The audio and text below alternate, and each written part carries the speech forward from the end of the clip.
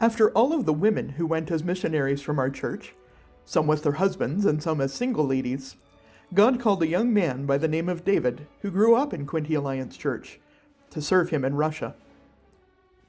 David Pett's parents, Malcolm and Gwen Pett, were active members of QAC, and David grew up attending Sunday school and youth events here. After high school, he studied industrial engineering and met his wife Nancy in Hamilton in 1982.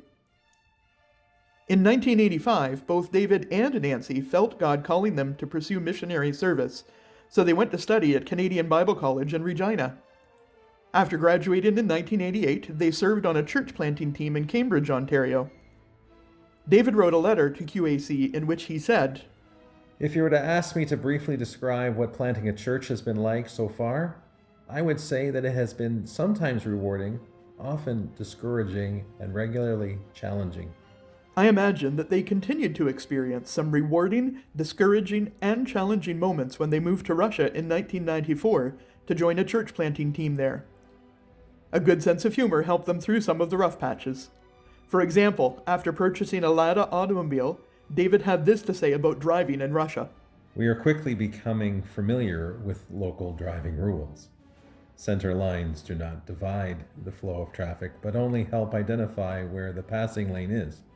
Stop signs, although written in English, are not to be understood as requiring mandatory halt, but are only suggestive and may be ignored. The right-of-way in a traffic circle is not to be regulated by law, but by vehicular size, weight, and velocity. Please pray for our safety. During their time in Russia, their fourth child was born. Their family experienced both the joys and challenges of serving together, especially when the oldest attended boarding school in Germany. Many IW families experience this kind of separation from their children, and missionary kids, or MKs, often struggle with knowing just how they fit into the culture overseas and then the culture here in Canada.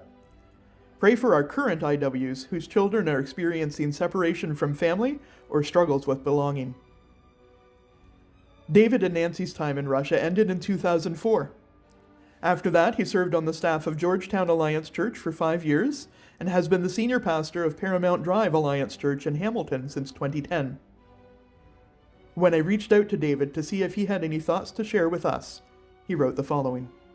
I fondly remember flannel graphs in Mrs. Redner's Sunday school department, the elaborate fellowship times with themed decorations and food that accompanied the annual missions conference, and the New Year's Eve all-night youth events.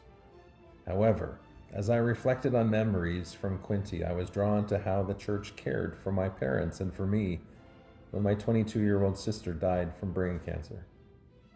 I was a first-year university student, doing my own thing away from home for the first time. As I think back, I could have become bitter towards God, but I did not.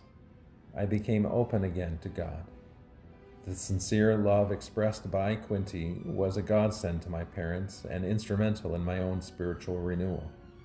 Thank you, Quinte, for sharing the compassion of Christ and helping me to find my way back to God.